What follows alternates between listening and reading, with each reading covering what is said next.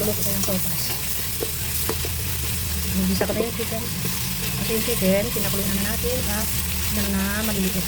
Tapos ginisa sa bato na oil. Ito muna natin guys. Igisa natin tayo yung ang manok. Ang chicken kasi para hindi malansa. Ilagay na natin ito. Makaroon.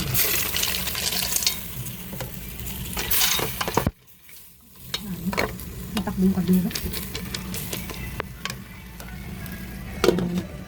Ulit dagdagan natin ng tubig.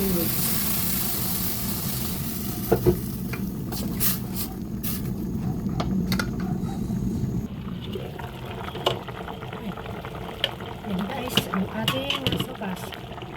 Nausok. Lagyan natin ng gulay.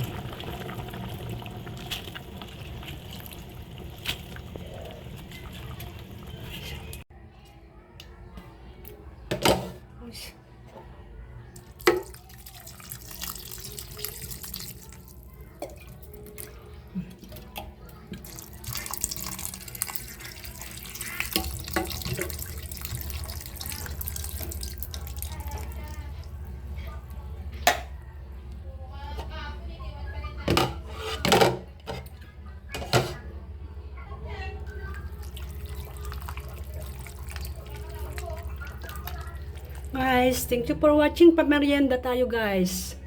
Magmemerienda tayo ng sopas with pandesal. Ayan guys, luto na. Magmerienda tayo. Sopas with pandesal.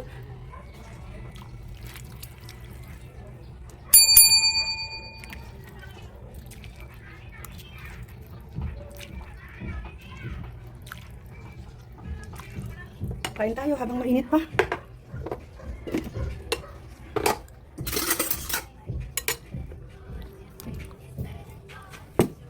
Pandesal with sopas.